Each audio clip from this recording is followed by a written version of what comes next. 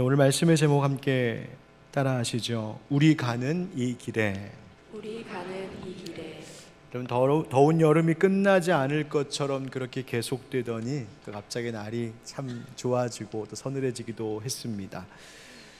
가을이 올 듯 하다가 안 와서 우리가 왜 이렇게 가을이 안 오나 싶었지만, 그러나 가을이 절대로 오지 않을 거라고 생각했던 사람은 아무도 없습니다. 다만 좀 늦어질 뿐이지. 여러분, 우리의 인생 가운데도 하나님의 뜻은 반드시 그렇게 이루어질 줄 믿습니다. 때로는 인생의 시련과 고난이 있어서, 때로는 기도가 응답되지 않는 것 같아서 지치고 어려운 순간들도 있지만, 그러나 하나님 우리를 향하여 약속하신 것은 반드시 이루시는 성실하신 하나님, 우리 그런 하나님을 예배하고 그런 하나님을 더욱더 붙들고 의지하는 이 믿음의 길에 우리 함께 손잡고 나아가는 우리 모든 성도님 되시길 간절히 바랍니다. 예수님께서 오늘 가버나움 집에 계실 때에 제자들에게 물으셨습니다. 33절 말씀에 보니까 가버나움에 이르러 집에 계실 때 제자들에게 물으시되 너희가 길에서 서로 토론한 것이 무엇이냐 하시되. 아멘. 여러분, 서로 토론하는 문화는 참 좋은 문화입니다. 그렇죠? 마음을 열고 건전한 건강한 방향으로 목적을 가지고 함께 그렇게 토론하는 문화는 참 좋은 문화입니다.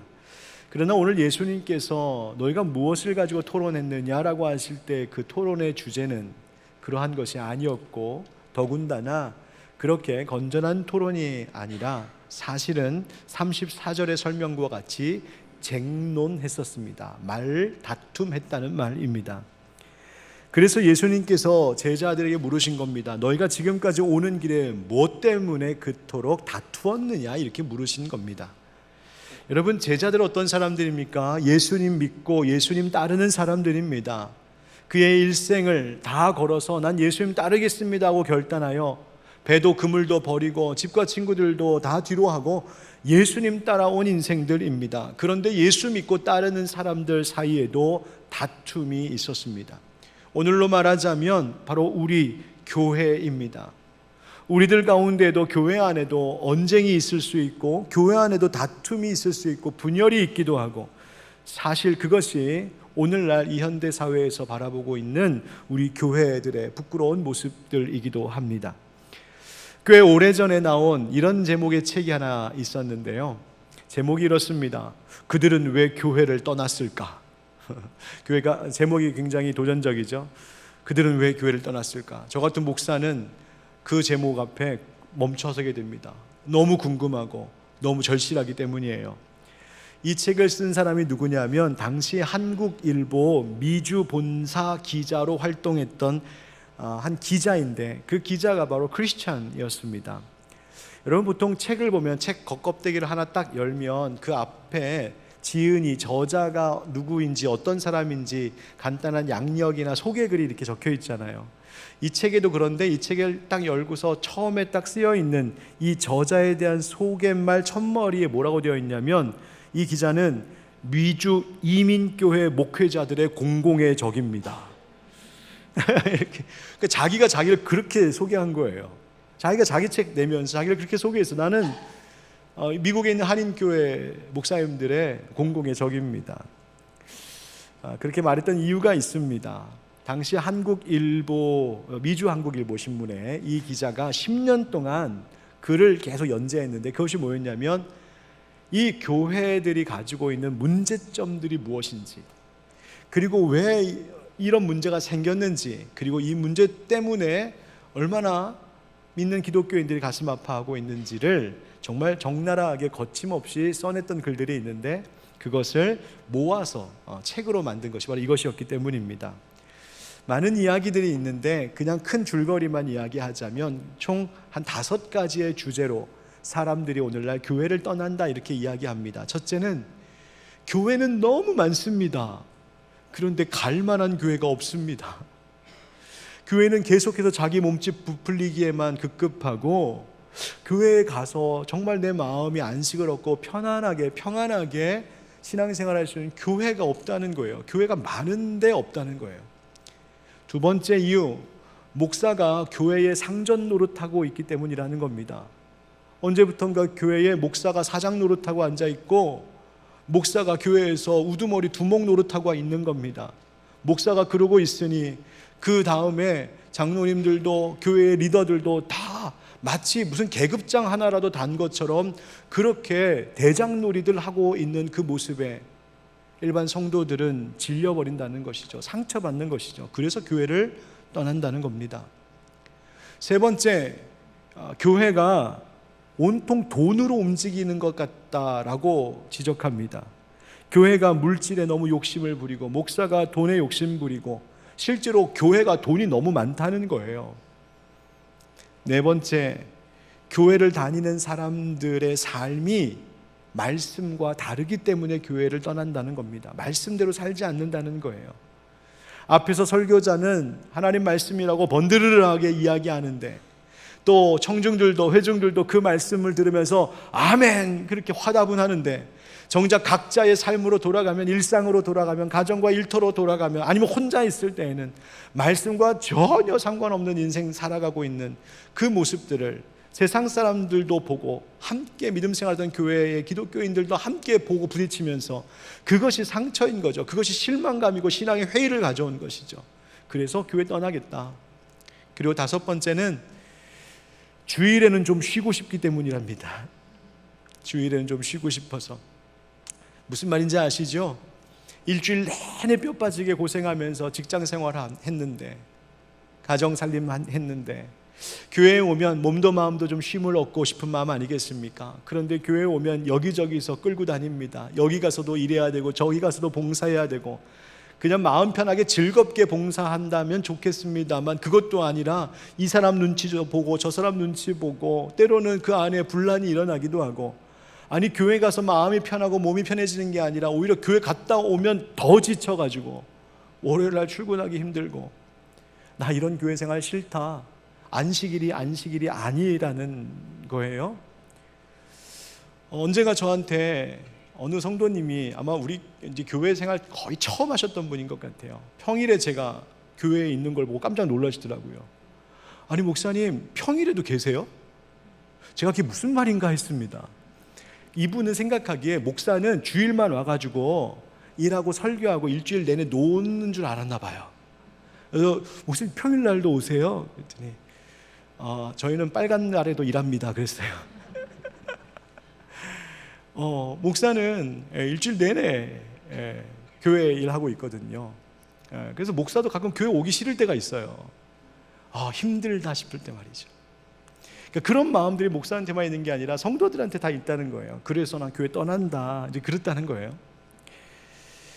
교회와 교회 목사들이 들을 때 진짜 불편한 쓴소리입니다. 저도 이 책 그때 읽을 때에 마음이 굉장히 어려웠어요. 그냥 이민교회, 미국이나 해외에 있는 한국 교회들뿐만 아니라 우리 한국 교회 현실이 또한 그런 것이기 때문이죠. 마음이 굉장히 불편했는데, 그러나 참 많은 목사님들이 이 책을 봤습니다. 많은 목사님들이 이 책을 눈여겨봤습니다. 왠지 아십니까? 듣고 읽기에는 너무나 불편한 쓴소리이지만 그것은 불편한 진실이었고, 이 저자가 비판적인 이야기를 쏟아놓을 수밖에 없었던 그 이유와 배경을 우리는 너무나 서로 잘 알고 있었기 때문입니다. 진짜 그런데 하는 것 말입니다. 스스로가 크리스천이었던 이 기자가 이렇게 말하는 것이 교회가 갱신되고 회복되기를 바라는 간절하고 뜨거운 교회에 대한 사랑이 담겨져 있는 것임을 이 책 가운데서 느낄 수 있어서 많은 목사님들이 이 책을 보았습니다. 이 책이 한 2000년대 초반에 나왔거든요. 거의 20년 흘렀는데, 여러분 오늘날 우리 한국교회는, 우리 하늘빛 광성교회는 어떤 교회의 모습일까요? 지금 한국교회의 여러 부끄러운 모습들 중에 한 가지 대표적인 부끄러운 민낯을 말하자면 그것은 교회 안에서 계속해서 일어나는 다툼과 분열의 문제입니다. 어느 종교, 어느 집단보다 사랑을 가장 많이 말하는 것이 기독교 교회이지요. 뭐라고 합니까? 예수님 사랑으로 우리가 구원받았으니까 우리 서로 사랑해야 됩니다. 하나님 사랑, 이웃 사랑, 그 사랑으로 우리 모두 하나 되어야 됩니다. 이 세상에 사랑의 본이 되어야 하고 말로만 사랑할 것이 아니라 정말 진실함으로 행함으로 사랑해야 됩니다. 모든 교회가 어디에 가든 사랑 이야기합니다. 그런데 정작 그런 사랑의 예수님을 믿고 따르겠다라고 하는 교회 안에 다툼이 있기도 합니다. 교회가 둘로 쪼개지기도 하고 교회 안에 성도들끼리 또한 다투기도 합니다. 목회자 성도들 가운데에 불화가 생기기도 합니다. 세상 사람들이 보면 웃기는 것입니다. 그렇게 사랑 이야기 해놓고는 교회가 자기들끼리 지들 안에서 싸우네 다투네 하는 것이죠. 그러니 기독교에 대해서 교회에 대해서 회의감 드는 겁니다. 여러분, 오죽하면 이런 우스개 이야기가 있잖아요. 어떤 사람이 전철을 탔는데 전철 안에 그 사람 많은 데서 두 사람이 그렇게 말싸움을 하더랍니다. 막 소리를 높여가며 계속해서 두 사람이 말싸움을 하더랍니다. 그래서 이 한 시민이 그것을 듣고 그냥 참고 있다가 도무지 참을 수 없어서 그랬다는 거 아니에요. 이보세요, 지금 왜 이렇게 두 분 싸우시냐고. 이 공공장소에서 여기가 교회인 줄 아시냐고. 네. 그런 얘기 들어보셨죠? 여러분, 예수님께서 가브나움까지 오는 이 길에 바로 이 제자들이 다투고 언쟁을 높였습니다. 예수님 잠잠히 듣고 계셨지만 이미 모든 것 다 알고 계셨죠. 예수님 얼마나 마음 아프셨을까요? 그들이 싸웠던 이유가 뭔가 봤더니 34절에 서로 누가 크냐 하고 쟁론하였음이라 이렇게 되어 있습니다. 서로 누가 큰지를 가지고 싸웠다는 거예요. 그런데 예수님 참 지혜로우신 분이신 것은 그들이 그렇게 서로 누가 크냐 가지고 싸우고 있을 때 그것을 통하여 예수님은 진리를 가르쳐 주십니다. 뭐라고 하셨습니까? 우린 이야기의 끝을 너무 잘 알죠.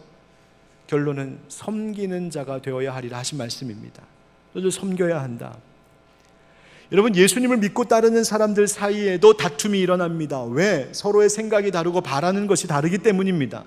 그러나 그것이 예수님의 마음을 아프게 한다는 생각을 우리는 얼마나 하면서 신앙생활하고 있을까요?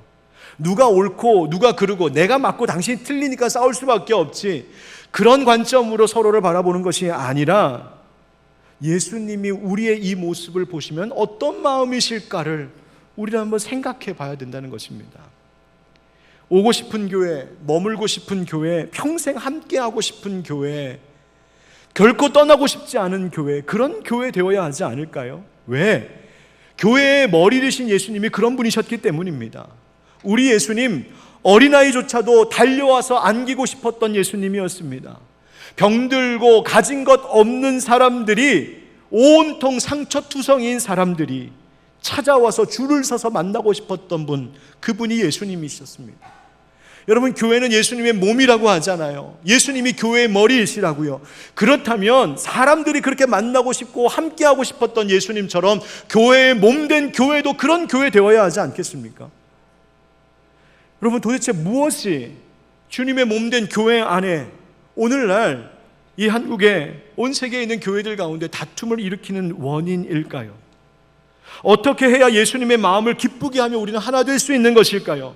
어떻게 하면 오고 싶은 교회, 평생 머물고 싶은 교회, 그리운 교회, 함께 영원히 함께하고 싶은 교회, 예수님 같은 교회 어떻게 하면 만들 수 있을까요? 여러분, 오늘 말씀을 통하여서 이것을 깨닫기를 원합니다. 우리가 이 시대에 마치 한 인생의 한 길을 같이 걸어가고 있는 것인데, 우리가 걷는 이 길이 정말 예수님께서 기뻐하시는, 그렇게 예수님처럼 하나 되는 그런 모습으로 걸어가는 우리의 신앙의 길, 인생의 길이 되기를 예수님의 이름으로 축복합니다.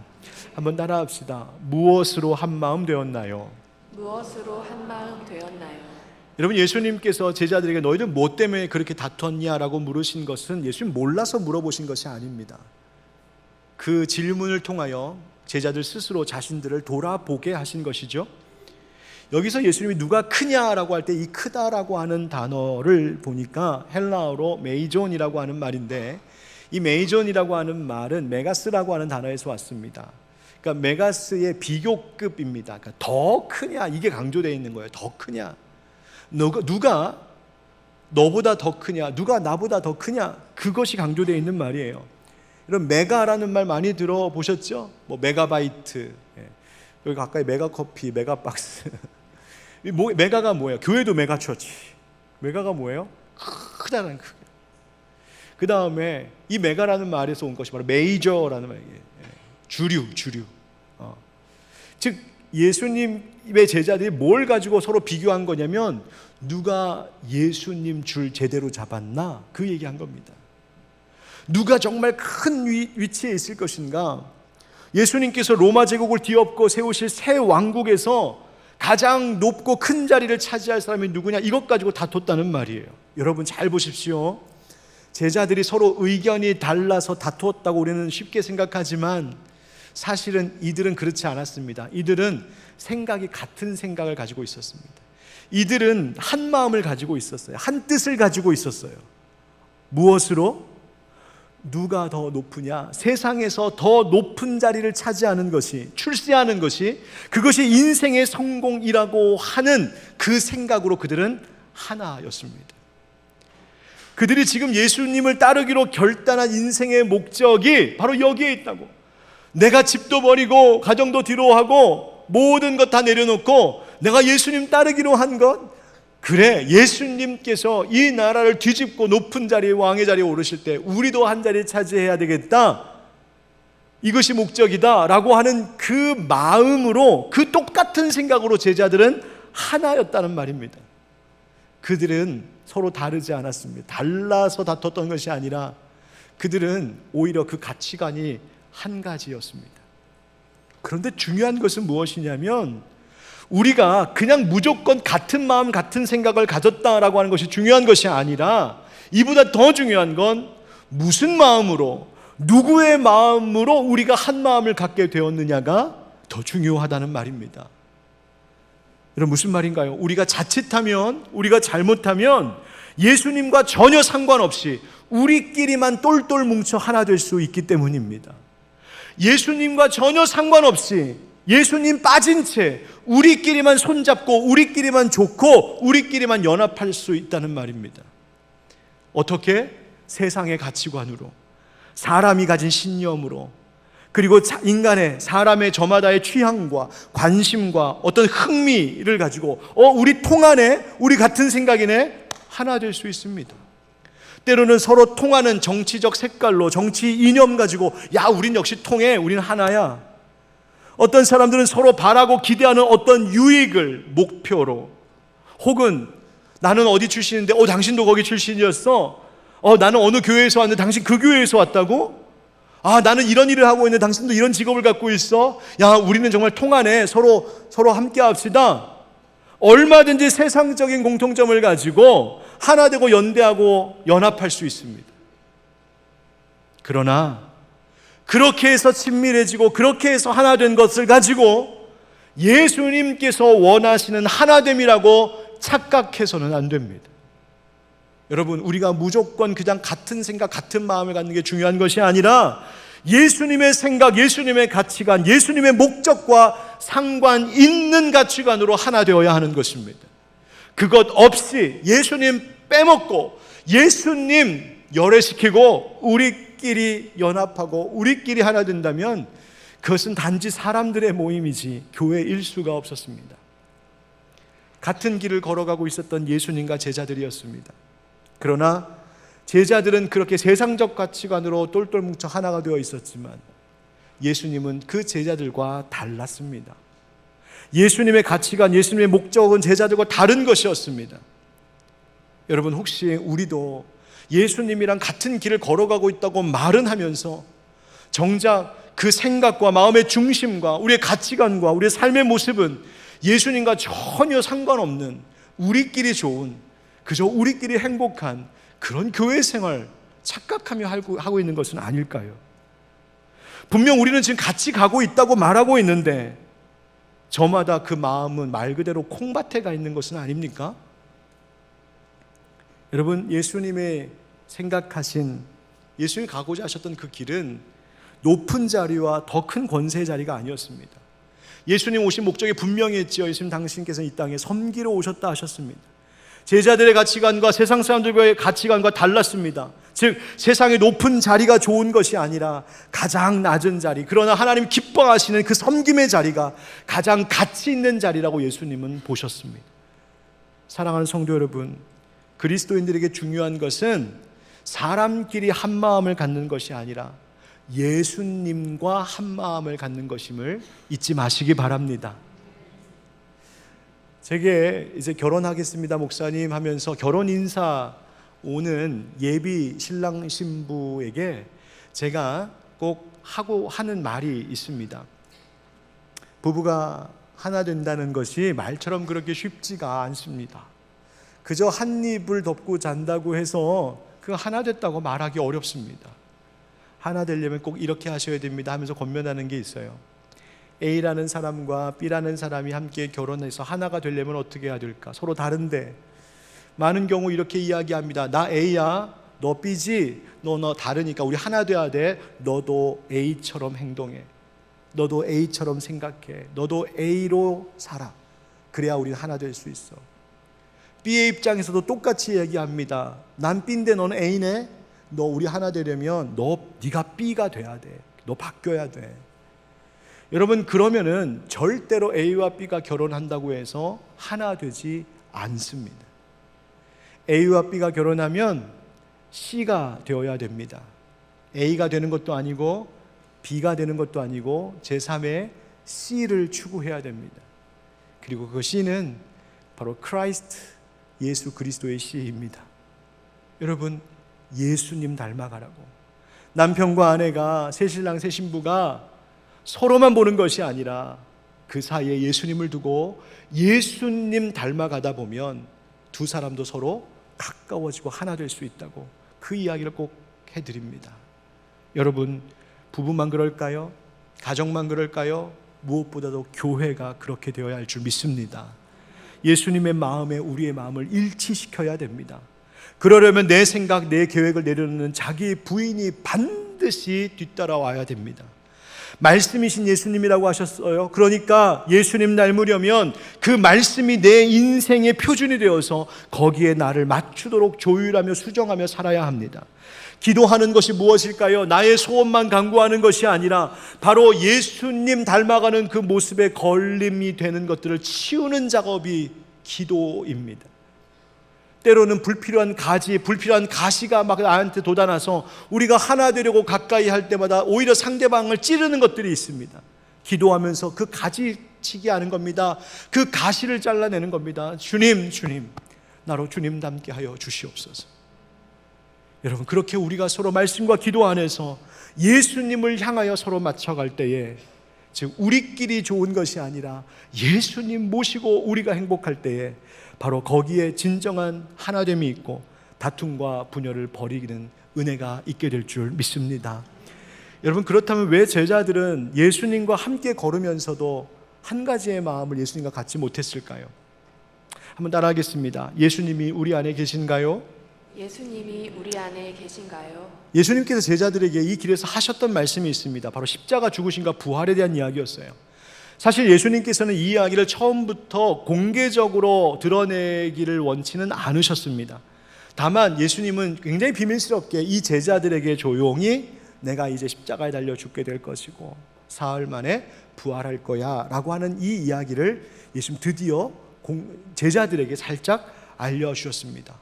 왜 예수님 오시자마자 처음부터 그거를 온 사방에 이렇게 공개적으로 선포하지 않으셨을까? 그렇게 될 경우에는 이 제자들과 함께 있는 시간이 너무나 줄어들 수밖에 없었기 때문입니다. 왜? 예수님이 이 땅에 오셔서 제자들에게 말씀을 가르치시고 복음을 전하시고 하나님 나라 삶의 방식을 가르치셔야 했습니다. 예수님을 따르는 많은 사람들에게 하나님 나라가 이런 곳이라고 보여주고 말씀을 가르쳐 주셨어야 돼요. 왜? 그래야 예수님이 부활하시고 승천하신 이후에 바로 이 제자들이, 예수님을 따랐던 이 사도들이, 그 예수님 믿는 사람들이 교회의 시작이 되어서 그들로 인하여서 말씀이 전해지고 믿음이 전해지고, 그래서 그 안에서 교회 공동체가 세워져 갈 것을 기대하셨기 때문입니다. 그래서 예수님은 이 제자들을 애지중지하셨습니다. 이 제자들에게 집중하셨습니다. 이 제자들을 사랑하셨어요. 반면 제자들은 어땠을까요? 제자들의 눈에는 예수님이 들어오지 않고 있었습니다. 무슨 말이냐 하면 이 예수님께서 말씀하신 십자가와 부활에 대하여 제자들이 전혀 알지 못했답니다. 30절부터의 말씀을 보십시오. 그곳을 떠나 갈릴리 가운데로 지나실 때 예수께서 아무에게도 알리고자 아니하시니 이는 제자들을 가르치시며 또 인자가 사람들의 손에 넘겨져 죽임을 당하고 죽은 지 3일 만에 살아나리라는 것을 말씀하셨기 때문이더라. 그러나 제자들은 이 말씀을 깨닫지 못하고 묻기도 두려워하더라. 아멘. 제자들이 깨닫지 못했답니다. 여러분, 제자들이 왜 그렇게 논쟁하고 다투었을까?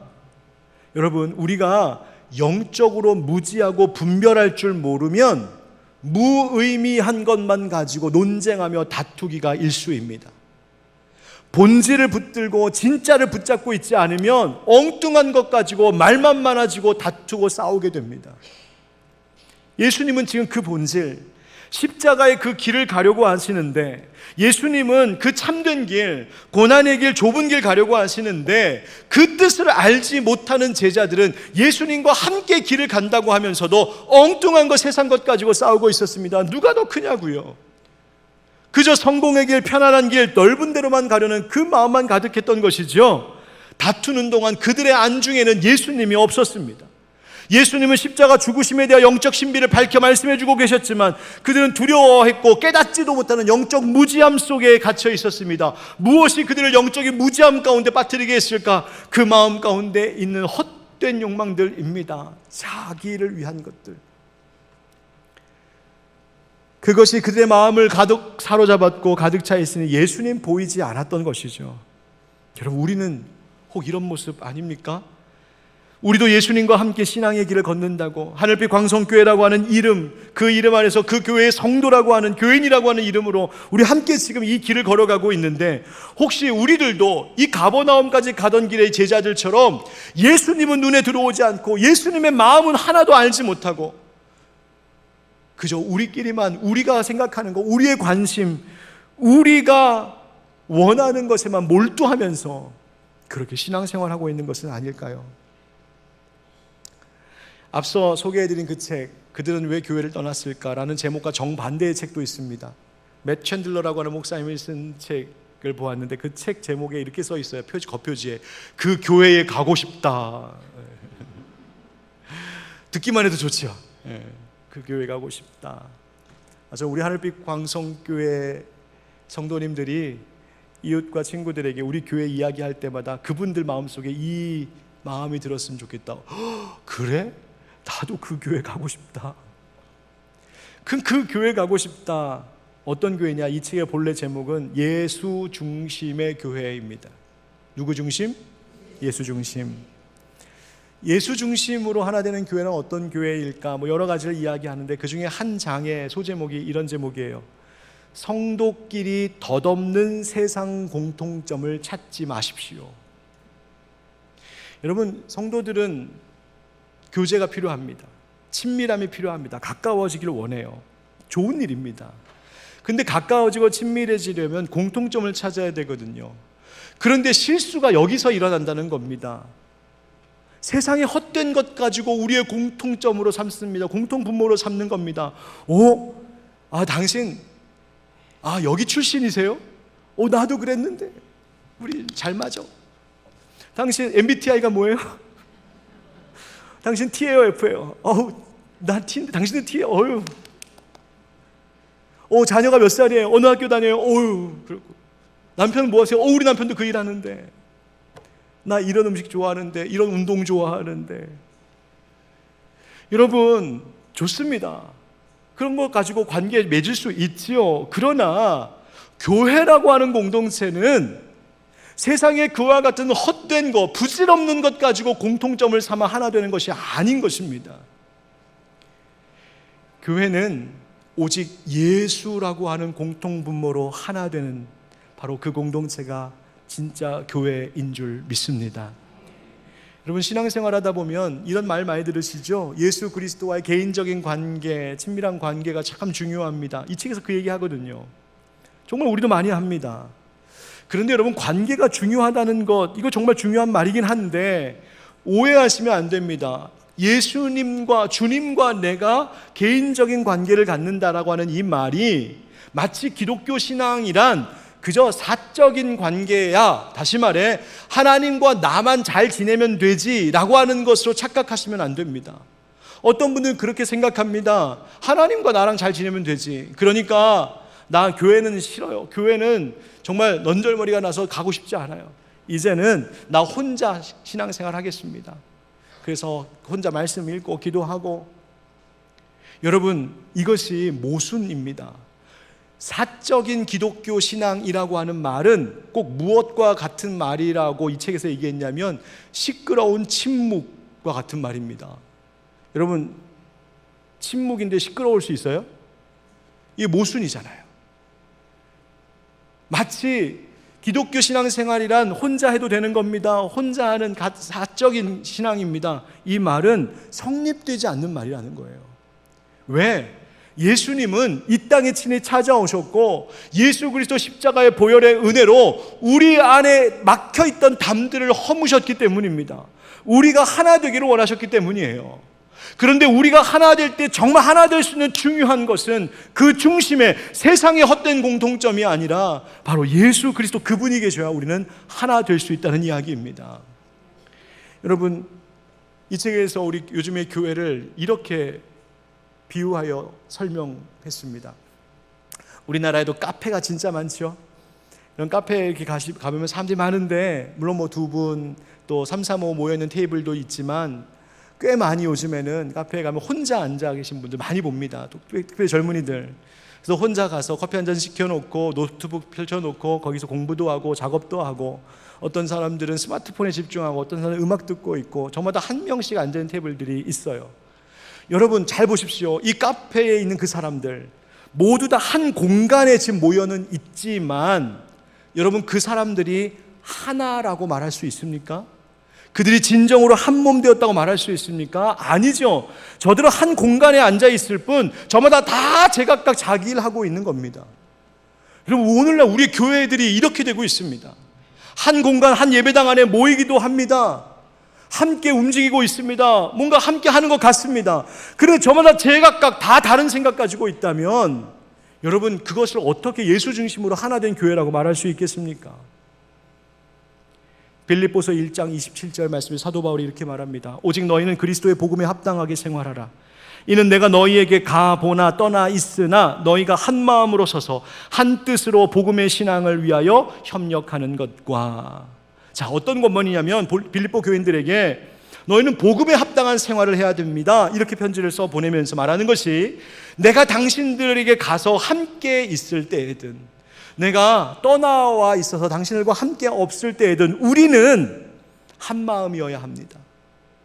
우리가 함께 모여있든 흩어져 있든 우리는 한 마음이어야 됩니다. 공간이 중요한 것이 아닙니다. 지역적 위치가 중요한 것이 아닙니다. 우리가 한 마음이냐는 것입니다. 그 한 마음이 무엇이냐? 바로 복음의 신앙을 위하여 협력하는 것, 예수 위하여 한 마음 되는 것, 예수 중심으로 하나 되는 것. 여러분, 우리 안에 예수가 보이는 것, 여러분, 그것이 하나 됨이라는 말이에요. 여러분, 우리가 걸어가는 이 신앙의 길이 우리끼리 즐겁고 우리끼리 잘 되는 그런 길, 그런 집단 되지 않기를 원합니다. 예수님이 날마다 계신 곳, 예수님으로 인하여 연결되는 곳, 그곳이 바로 우리 하늘빛 광성교회, 가고 싶은 교회 되기를 주의 이름으로 축복합니다. 그렇다면 그 예수님의 마음이 뭐냐 궁금하잖아요. 한번 따라합시다. 예수님의 마음은 이런 것입니다. 예수님의 마음은 이런 것입니다. 예수님이 한마디로 정리하십니다. 35절 우리 다 같이 읽어보실까요? 시작. 예수께서 앉으사 12 제자를 불러서 이르시되 누구든지 첫째가 되고자 하면 뭇사람의 끝이 되며 뭇사람을 섬기는 자가 되어야 하리라 하시고. 아멘. 예수님 말씀하신 건 분명했습니다. 무엇이었냐면 세상 사람들이 말하는 위대함, 크다라고 하는 것, 첫째 된다는 것의 정의, 크고 위대한 첫째가 되기 위한 공식을 예수님은 완전히 깨뜨리고 뒤엎어버리셨습니다. 세상 사람들은 누군가가 크다, 위대하다라고 말할 때 그것은 소유에 대한 개념이었고 힘의 원리였고 저 사람이 얼마나 주목받는가의 문제였습니다.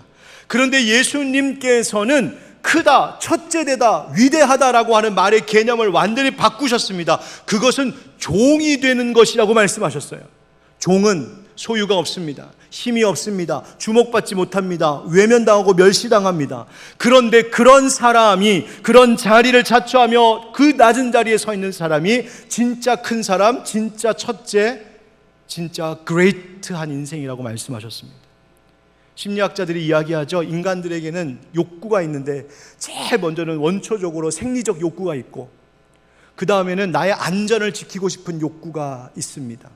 또 하나는 내가 누군가한테 사랑받고 싶은 욕구가 있어서 공동체에 결속되고 싶어 합니다. 어느 집단에 들어가고 싶어 합니다. 네 번째는 내가 사람들로부터 존경받고 싶은 욕구가 일어납니다. 그리고 또 다섯 번째, 나 자아를 실현하고 싶은, 내 꿈을 이루고 싶은 욕구가 있습니다.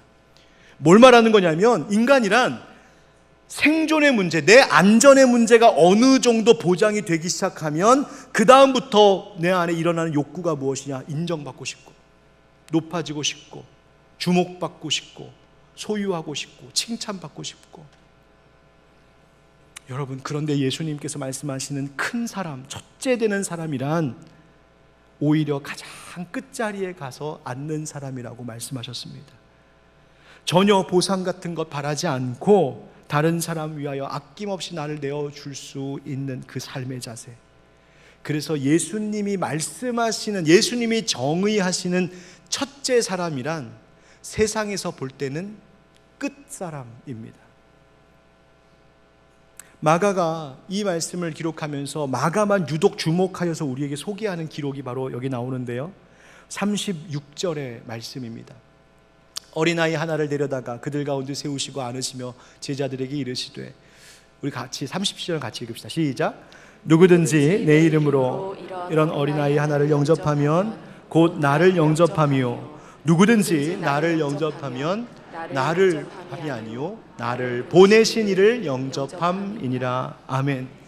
여러분, 예수님 당시에 예수님이 쓰셨던 언어가 뭐였냐면 아람어였습니다. 그런데 그 아람어에서는 어린아이를 가리키는 단어와 종을 가리키는 단어가 같았습니다. 그러니까 어린아이의 사회적 위치나 대우, 그 가치가 어느 정도였냐면 종 정도의 수준이었다는 말입니다. 하찮고 사람 수에 치지도 않고 멸시받고 외면당하고. 그런데 예수님께서 이 어린아이를 품에 안고 모델로 내세우면서 말씀하시는 것이 이런 말이잖아요. 이 아이를 영접하는 것이 나를 영접하는 거야. 이 말 무슨 뜻입니까? 바로 이 아이가 예수야. 너는 그렇게 살아야 돼.